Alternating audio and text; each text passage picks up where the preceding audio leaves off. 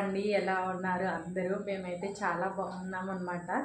So ఈ video వచ్చేసి మా మ్యారేజ్ డే వీడియో అనమాట. ఈరోజు వచ్చేసి మా మ్యారేజ్ యానివర్సరీ అని మార్నింగ్ అయితే నేను కమ్యూనిటీలో కూడా పోస్ట్ చేశాను కదా. సో చూడని వాళ్ళు ఎవరైనా ఉంటే ఒకసారి ప్లీజ్ చూడండి.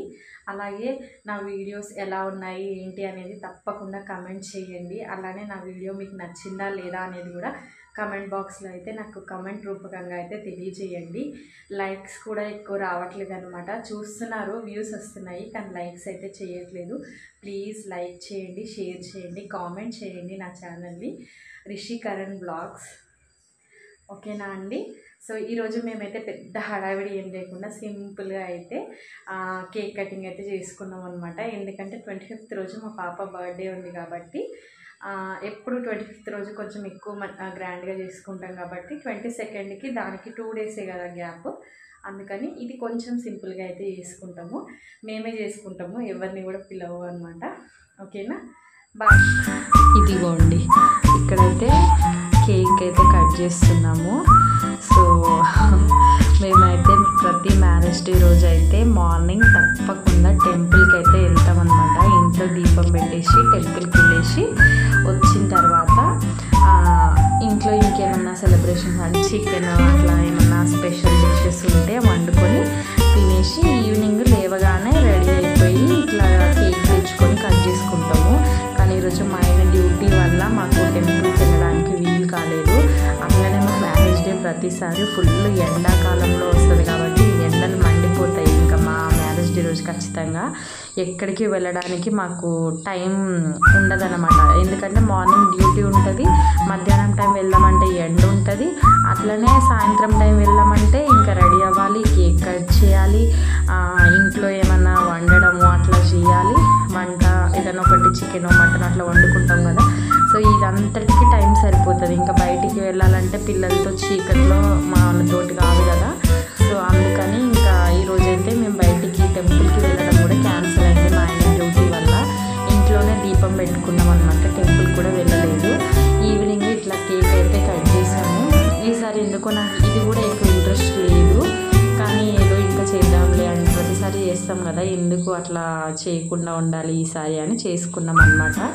కానీ 25th రోజు మా పాప బర్త్డే అండి. సో 22 రోజు మా మ్యారేజ్ డే అనమాట. మధ్యలో 2 డేసే గ్యాప్ కాబట్టి నాకు ఎక్కువ చేసుకోవాలని ఇంట్రెస్ట్ అయితే ఉండదు. ఎందుకంటే 2 రోజుల డిఫరెన్స్ తోటే 2 సెలబ్రేషన్స్ అంటే నాకు ఎందుకో నచ్చట్లేదు. సో ఆ రోజు మంచిగా చేసుకుంటాం కదా. సో ఇంట్లో అందరినీ పిలుచుకొని ఆ రోజు పెద్దగా చేసుకుంటాం మంచిగా. కాబట్టి ఈరోజు సింపుల్గా ఇంట్లోనే చేసుకుంటాం. ఎప్పుడైనా మేము ఇద్దరమే చేసుకుంటాము.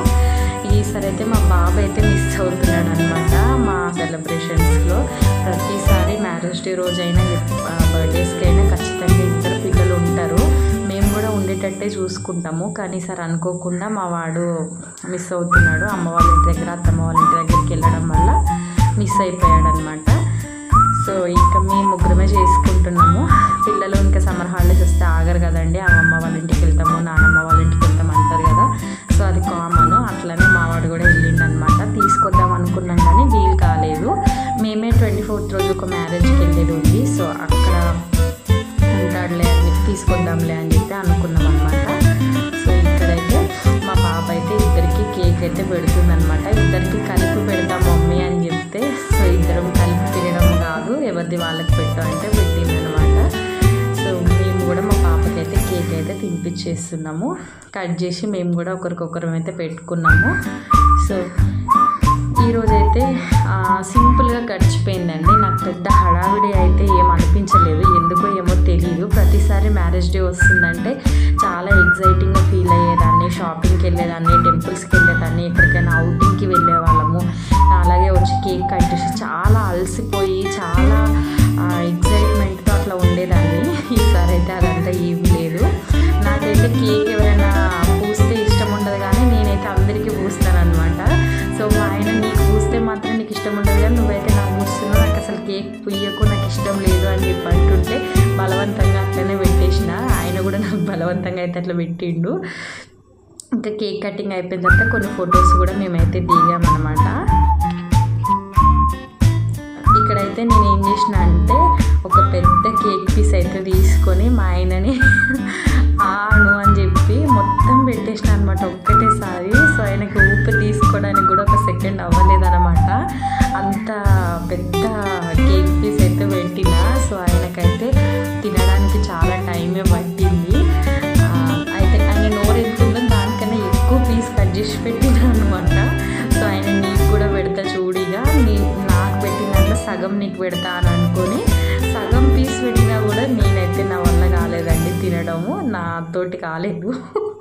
అసలు నాకు పట్టలేదు కూడా ఫస్ట్ నోట్లో. అది చాలా కామెడీగా అనిపించింది, చాలా నవ్వుకున్నాం అనమాట. సో ఇంక ఇక్కడి నుంచి నేను కిచెన్లోకి వెళ్ళాలి. ఇంకా కేక్ కటింగ్ అయిపోయిన తర్వాత కిచెన్లోకి వెళ్ళి.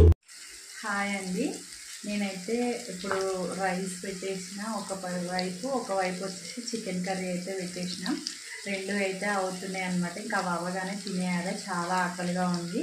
అక్కడనే ఫుల్ వేడి ఉందన్నమాట కిచెన్ రూమ్లో. సో ఫాస్ట్గా వంట అయితే కంప్లీట్ చేసుకొని ఈ రూమ్ నుండి వెళ్ళిపోవాలని అనుకుంటున్నా. ఇక్కడైతే రైస్ అయితే పెట్టేసిన అండి. రైస్ అయితే ఒక సైడ్ అయితే అయిపోతుంది. ఇక్కడ కంప్లీట్గా రైస్ అయిపోయింది. ఇక్కడ వచ్చేసి చికెన్ అయితే స్టవ్ పైన వేసిన అనమాట. ఇక్కడ చికెన్ కర్రీ అయితే అవుతుంది, ఇంకా అవ్వలేదు, ఇప్పుడే వేసిన అనమాట. సో ఇది అవ్వగానే ఇంకా మేమైతే తినేస్తాము. సో ఈరోజు చికెన్ కర్రీ అయితే చేసుకొని అయితే తింటున్నాము.